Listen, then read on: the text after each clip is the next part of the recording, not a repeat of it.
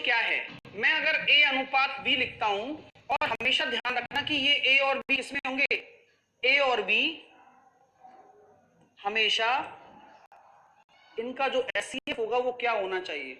अगर मैं इसको A अनुपात B लिखता हूं तो A और B का जो HCF होगा वो क्या होना चाहिए, तब मैं इसको रेशो कहूंगा, अन्यथा मैं इसको रेशो नहीं कह सकता, ये सब मजाक हो जाएगा हमारे साथ। तो क्या हम ये कह सकते हैं सर A और B तभी आप ये लिख सकते हो रेशो में जब A और B का HCF एक हो। HCF मतलब क्या होता है, इन दोनों में कोई भी कॉमन ना हो, यानी कि अगर मैं लिखता हूं 12:14 तो ये कोई रेशो नहीं है, इट्स नॉट सिंपल रेशो, ये सिंपल रेशो नहीं है। रेशो तब रेशो कहलाता है जब इसका आप परफेक्टली इसको काट के आप इसे ऐसा बना दो जहां पर इन दोनों का HCF एक आ जाए। देखो अब 6 और 7 का HCF एक हो गया, तो ये रेशो कहलाता है। 12 और 14 तो कोई रेशो नहीं।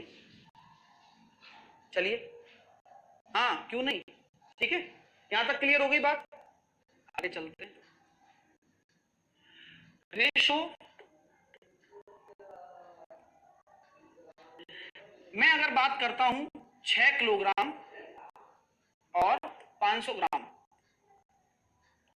तो रेशो क्या होगा, इन दोनों का अगर रेशो निकाला जाए तो क्या होगा। सो बेसिकली आप सब जानते हो कि अगर आप बात कर रहे हो सर कि 6 किलोग्राम और 500 ग्राम का अगर हम रेशो निकालने की बात कर रहे हैं, तो फिर से वही चर्चा का विषय आएगा कि यहां पर सबसे पहले यूनिट सेम होनी चाहिए। हाँ, अगर आप कन्वर्ट कर सकते हो, जैसे कि मैं इसको लिख सकता हूं 6000 ग्राम, then you have to find out, है ना, द रेशो, क्योंकि यहां पर आपका क्या है, यूनिट सेम होना चाहिए। तो रेशो के लिए यूनिट सेम होना चाहिए। यूनिट सेम का मतलब आप समझना मेरी बात, मतलब मैं ये कहता हूं कि अगर मैं कह रहा हूं कि बच्चों की संख्या में मैंने अनुपात लगाया, तो सारे बच्चों की संख्या होनी चाहिए। मैं कहता हूं कि मैंने किसी वस्तु को मूल्य में अनुपात लगाया, तो मूल्य होना चाहिए। ऐसा नहीं कि यहां मूल्य दे दिया, यहां पर मैंने संख्या दे दी, ऐसे नहीं चलेगा। अगर आप यहां ग्राम में ले रहे हो तो ये भी आप ग्राम में लोगे, ये किलोग्राम में ले रहे हो तो ये भी आप किलोग्राम में लोगे। तो यहां पर रेशो कितना निकल जाएगा, 2 जीरो से 2 जीरो, 12:1, यह इसका सही अनुपात होगा। बात समझ में आ रही है? तो सेम यूनिट होना अनिवार्य है, रेशो के लिए सेम यूनिट होना अनिवार्य है। आप कभी भी इस तरह से रेशो नहीं निकाल सकते, लाइक 15 किलोमीटर और 15 किलोग्राम, आपका रेशो कभी नहीं निकलेगा। चाहे 15 से 15 कट जाए, नहीं निकलेगा तो नहीं निकलेगा।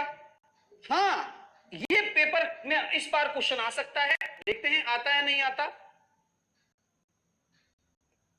कि 20 किलोमीटर पर आवर, माफ कीजिए 20 मीटर पर सेकंड और 54 किलोमीटर पर आवर, इसका रेशो क्या है। तो ये क्वेश्चन आ सकता है इस बार।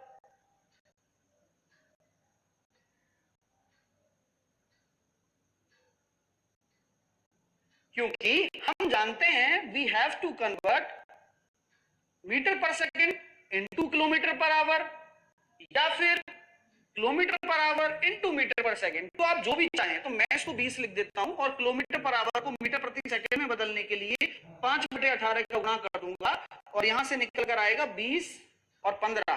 तो रेशो ये होगा इसका 4:3। तो लॉजिक क्लियर हो गया क्या? सबसे पहले आपने रेशो को समझा कि ऐसे नहीं है कि मुंह उठाया और रेशो निकाल दिया। अरे भाई ऐसे थोड़ी निकलता है रेशो। रेशो के लिए सबसे जरूरी चीज है कि यूनिट तो सेम हो, तभी तो रेशो निकालूं, अन्यथा कैसे निकालूं, कोई मतलब ही नहीं है। चलिए भाई, बहुत अच्छी बात है। तो कन्वर्जन हो या तो यूनिट्स में तो आप निकाल सकते हो, तो क्वेश्चन बनता है यहाँ पे। कभी कभार आपसे डेसीमीटर वाला भी पूछा जा सकता है, जैसे कि मैं आपसे कह देता हूं क्वेश्चन में, मैंने कहा कि भाई 20 मीटर क्यूब और 20 मीटर क्यूब और 4000 लीटर, तो मुझे बताइए रेशो क्या होगा। ऐसी चीजें आपने जिंदगी में नहीं पढ़ी है, मुझे पता है ना। कहां तक पढ़े हो, कहां तक चीजें आती हैं, बताइए आंसर क्या होगा। वो आंसर निकाल सकते हो क्या आप? वो आंसर निकाल सकते हो क्या? हाँ, कुछ यादव कह रहे हैं 5/18 कैसे? कुछ यादव पढ़े ही नहीं हो तुम टाइम स्पीड डिस्टेंस आज तक, तो फिर कैसे सीखोगे भाई? किलोमीटर पर आवर को मीटर प्रति सेकंड में बदलने के लिए 5/18, मुझे लगता है छठवीं भी नहीं पढ़ी है भाई ने।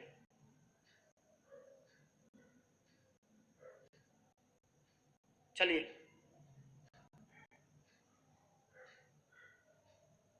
ओ वेरी गुड। ध्यान से अगर पता होता तो एक चीज, एक वीडियो बनाई थी मैंने यूनिट कन्वर्जन की, कि 1 लीटर बराबर क्या होता है, या फिर मैं ये कह सकता हूं मीटर क्यूब बराबर कितना होता है? 1000 लीटर। याद आ रहा है क्या? 1 मीटर क्यूब बराबर कितना होता है? 1000 लीटर होता है। तो जैसा कि आप भली बात ही जानते हैं, 20 इंटू 1000 को, मीटर क्यूब को 1000 लीटर में लिख दिया, अब ये लीटर लीटर हो गया, तो अब अनुपात निकालने में ज्यादा तकलीफ भी नहीं होगी और आंसर भी निकल कर आ जाएगा। तो 3 जीरो से 3 जीरो काटा, 5:1 राइट आंसर आ गया। तो मजा आ रहा है? हाँ।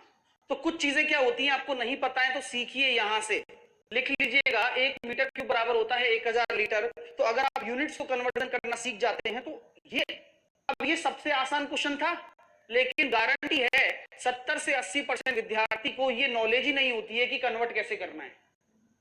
ठीक है, तो होप सो कि आप सीख रहे होंगे और खींचकर लाइक करते रहिए। मैं यही आपको मॉनिटर कर रहा हूं कि आप कितना अच्छे से सीख कर, देखो यहां सीखना है, आपको आता है या नहीं आता है इससे कोई फर्क नहीं पड़ता, लेकिन यहां आप 10 बार भी पढ़ोगे मेरे से तो 10 बार नया सीखोगे, ये मेरी गारंटी है। तो मस्त बढ़िया तरीके से पढ़ते रहो। अगली चीजों पर चलते हैं। सबसे बड़ी बात आती है इनवर्स रेशो की, यानी कि किसी भी चीज का इनवर्स रेशो निकालना है, इसको हिंदी में कहते हैं प्रतिलोमानुपात, व्युत्क्रमानुपात। तो कैसे निकालेंगे सर, आप ही बताइए सर। मैं कहता हूं कि यार इनवर्स रेशो निकालना कोई ऐसा टफ टास्क नहीं है, सिर्फ यही है कि अगर किसी चीज के बीच में आपस में इनवर्सली प्रोपोर्शनल का रिलेशन है, लाइक प्राइस का किसके साथ होता है, बोलते जाओ, कंजम्पशन के साथ। यदि इफ एक्सपेंडिचर इज कांस्टेंट, इसी तरह से टाइम का किसके साथ होता है? स्पीड के साथ। कब? यदि डिस्टेंस इज कांस्टेंट। इसी तरह से टाइम का किसके साथ होता है? एफिशिएंसी के साथ, यदि आपका क्या कहते हैं अपना वर्क इज कांस्टेंट।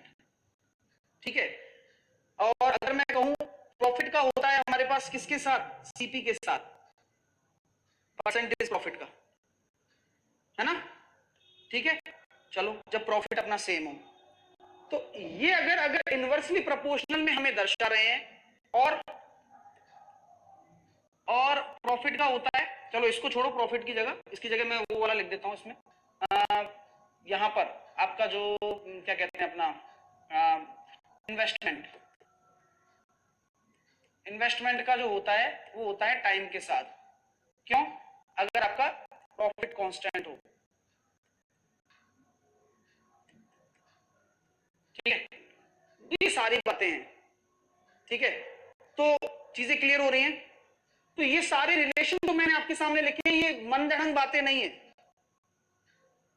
ठीक है, यानी कि जहां पर भी जहां पर भी जहां पर भी आपके सामने प्रतिलोमानुपात आ जाता है, प्रतिलोम समझ रहे होंगे इनवर्सली, जैसे कि प्राइस कंजम्पशन का है, टाइम स्पीड का इनवर्सली है, टाइम एफिशिएंसी का इनवर्सली है, इन्वेस्टमेंट टाइम का इनवर्सली है ना? तो ये सारी की सारी जो चीजें हैं आपके लिए क्या है? हाँ, आपके लिए इनवर्सली प्रोपोर्शनल दर्शा रही हैं। तो इसका काम आता है यहां पर, जैसे कि एग्जांपल मैंने कह दिया भाई डिस्टेंस कांस्टेंट है भाइयों की, डिस्टेंस मेरी क्या है, यानी कि दूरी मेरी क्या है? कांस्टेंट है, नियत है, नियत मतलब परिवर्तित, अपरिवर्तित।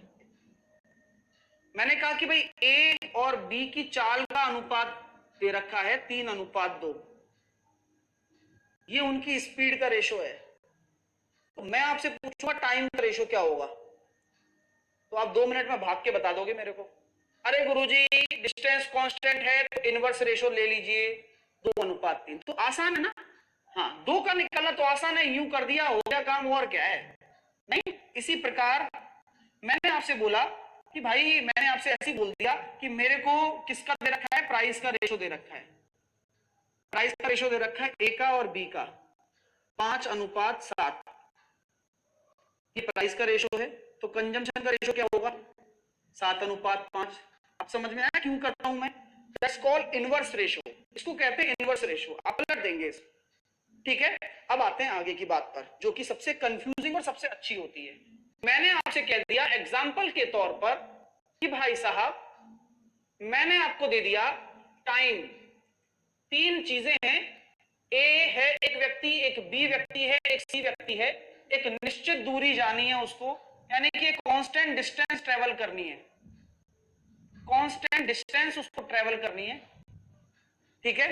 कांस्टेंट डिस्टेंस को ट्रेवल करनी है, टाइम लग रहा है 5 घंटे, 6 घंटे और 9 घंटे। तो मुझे बताइए 3 लोग हैं तो उनकी स्पीड का रेशो क्या होगा। अभी भी तो इनवर्सली निकलेगा, लेकिन अब ऐसा नहीं है तुम क्रॉस कर दो, केवल वो दो ही रेशो में होता है, और वो भी मजाक के लिए नहीं होता। कारण क्या है, एलसीएम कारण है उसका। अब वो कारण यहां निकल कर आएगा। क्लियर हो रही है बात। चलिए, तो कारण क्या है, एलसीएम कारण है, और वो कारण का जवाब क्या निकल कर आएगा, यहां निकल कर आएगा। जरा देखिएगा, तो मैं देखता हूं 5, 6 और 9, इसका अगर मैंने एलसीएम ले लिया तो एलसीएम कितना निकल कर आया। हाँ, लो एलसीएम, बढ़िया चीज है ना। इनवर्स रेशो निकालना है क्योंकि इनवर्सली प्रोपोर्शनल होता है, मैं जानता हूं। तो इसका अगर इनवर्सली रेशो निकालना होगा तो कैसे निकालेंगे, 5, 6 और 9 का एलसीएम ले लेंगे। तो 5 तो आ ही गया, 3 आ जाएगा, 3 आ जाएगा और 2 आ जाएगा, 15, 30, 45 दूनी 90 आ गया सर। एलसीएम आने के बाद इस 5 का इसमें भाग दो तो स्पीड का ये 18 रेशो होगा, अनुपात 6 का भाग दो तो ये 15 होगा, और 9 का भाग दो ये 10 होगा। तो 18, 15 और 10, यह है आपका सही जवाब होने वाला है स्पीड का। तो यहां से ये चीज निकल कर आ गई है, और उम्मीद करता हूं कि आपको मजा भी आ रहा होगा कि कैसे इनवर्सली रेशो निकालते हैं किसी भी रेशो का। अब मैं आपके सामने कोई भी क्वेश्चन रखूं, जैसे कि मैंने एक एग्जांपल और रखा कि मेरे पास ए है, मेरे पास बी है, मेरे पास सी है, इसका अनुपात मैंने लिख दिया 3:4:5। मुझे निकालिए इसका इनवर्स रेशो क्या है। इनवर्स रेशो निकालो, प्रतिलोम अनुपात। तरीका क्या होता है, 4, 3, 5 का एलसीएम ले लो साइड में, सबसे अच्छा तरीका है इनवर्स रेशो निकालने का कहकर। कितना आ गया, 60। तो ये कितना हो जाएगा, 20 और 15 और 12। क्लियर हो रहा है माय डियर, 20, 15, 12। एक क्वेश्चन मैं और देता हूं एग्जांपल के तौर पर। मैंने बोला ये ए है, ये बी है, ये सी है, ये डी है। अगर मैंने बोल दिया कि ये मेरे टाइम का रेशो है, कि भाई मैंने पैसा इतने इतने समय के लिए लगाया है, तो मेरे इन्वेस्टमेंट का रेशो कितना होगा। अगर मेरा प्रॉफिट कांस्टेंट है तो, यानी कि प्रॉफिट मेरा अगर कांस्टेंट है तो मैंने टाइम लगाया यहाँ पर 6 महीने, यहाँ पर 8 महीने, यहाँ पर 3 महीने और यहाँ पर 5 महीने। तो बताइए, ये मेरे अगर टाइम का रेशो दे रखा है तो मुझे बताएं इन्वेस्टमेंट का रेशो क्या होगा, कि मैंने किस अनुपात में इन्वेस्ट किया है। Come on, well done, well done, well done, well done. खींचकर लाइक करते हैं ना, लाइक में कोई कमी नहीं होनी चाहिए आज। तगड़ा, बहुत बढ़िया। तो हम ये कह सकते हैं, आप भूल, मतलब आपको मैं बता रहा हूं ना, आप क्या सीख रहे हो आपको खुद को नहीं पता है, लेकिन जिस दिन आप सीख गए ना, मतलब लगातार पढ़ने से, ये आपको बहुत आसान लगने लगेंगे। 4-5 चैप्टर एक साथ निपट रहे हैं, ये ध्यान रखना। अरे अभी उस पर नहीं आए हैं दीपू मौर्य, प्लॉट मेथड अभी स्टार्ट नहीं किया है, बस वही याद है क्या रेशो में, प्लॉट मेथड बोल दिया, बस वही आएगा तब पढ़ूंगा। ये चीजें जरूरी है, इनको पढ़ो पहले। हाँ, इनवर्स रेशो निकालना सीखो। इसका इनवर्स कितना हो जाएगा, 6, 8, 3, 5। तो 15 दूनी 30 या फिर 15 अट्ठे 120 और इंटू 3 360, तो एलसीएम होगा 360। 6 से किया 60, 8 से करेंगे 8 चौके 32, 8 पंजे 40, 3 से करेंगे 120 और 5 से करेंगे 72। 60 45 120 72, 60 45 120 72। इसको 3 से और काटा जा सकता है, इसलिए 120 भी लिया जा सकता था वैसे तो ना, 120 भी लिया जा सकता था। तो यहाँ कितना आता, 20 आता, 15 आता और 40 आता और 24 आता, राइट। तो 20 15 40 24, यहाँ तक क्लियर हो गया क्या? खींच के लाइक करते जाइए। यहाँ तक क्लियर है? यस या नो में जवाब दे। यस सर, यहाँ तक तो ओके है, सब बढ़िया है, कोई दिक्कत नहीं है। ये इनवर्स रेशो होता है पहला concept, first concept of the ratio, कैसे हम किसी भी रेशो का इनवर्स निकाल सके। आज वो चीज आप सीखोगे जो आज तक नहीं सीखे। पेपर में क्वेश्चन आते हैं, ऐसे बैठ जाते हो, शक्ल देखते हो एक दूसरे की, यार ये तो पढ़ाया ही नहीं था यार, और पढ़ाया सब कुछ होता है जबकि। चलिए अब मैं बात करता हूं कंपाउंड रेशो की। कंपाउंड रेशो, कंपाउंड रेशो क्या होता है बताओ? ये होता है मिश्र अनुपात। तो इसका क्या रोल है? यानी कि कभी भी दो रेशो बोल दिया, जैसे कि मैंने बोल दिया ए अनुपात बी और सी अनुपात डी, ये दो रेशो है मेरे पास, ये दोनों क्या है? कंपाउंड रेशो में है। तो क्या होता है कंपाउंड रेशो बताओ? ये दोनों अनुपात कंपाउंड रेशो में है, तो आपको कुछ नहीं करना, इस अनुपात को लिखना है और इस अनुपात को लिखना है और आपस में गुणा कर देना, यानी कि न्यूमरेटर न्यूमरेटर से, डिनोमिनेटर डिनोमिनेटर से, ये इसका कंपाउंड रेशो निकलेगा। तो इनका कंपाउंड रेशो क्या हो जाएगा? AC into BD, that's called compound ratio. LCM fast कैसे निकाला आपने? आयुष एलसीएम चैप्टर पढ़ के आपने पढ़ा है? मैंने तो पढ़ लिया है ना। तो जागो यार, है ना, पढ़ाई करो, बस कंटिन्यू रहो, बस एक काम तो करो। क्या कर रहे हो आप इनमें से बता दो? तो कोई नहीं कर रहा है इनमें से कोई काम, बहुत कम लोग कर रहे हैं कंटिन्यू रहने वाला काम, ठीक है। चलिए देखिए, सर स्पेशल बैच लाइए।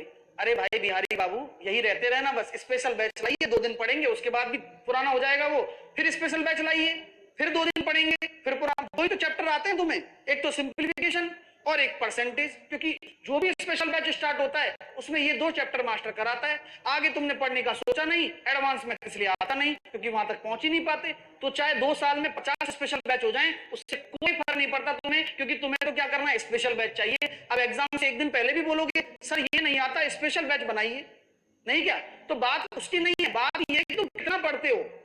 पढ़ाने के लिए सब कुछ है, हॉगवर्ड में मदद उनको मिलती है जो उसके हकदार होते हैं। यहाँ पढ़ने के लिए सब कुछ है, लेकिन उन्हीं को पढ़ाया जाता है और उन्हीं का सिलेक्शन होता है जो पढ़ने के लिए तैयार होते हैं। तो सीधी सी बात ये है, तो आप बस पढ़ने के लिए तैयार रहिए, बाकी सारा काम मैं कर लूंगा। ये क्वेश्चन हो गया। नेक्स्ट क्वेश्चन आपके सामने देता हूं।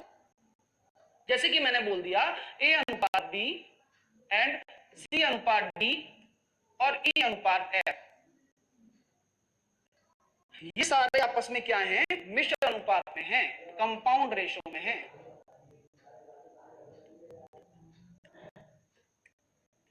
तो बताइए फाइनली क्या होगा रेशो?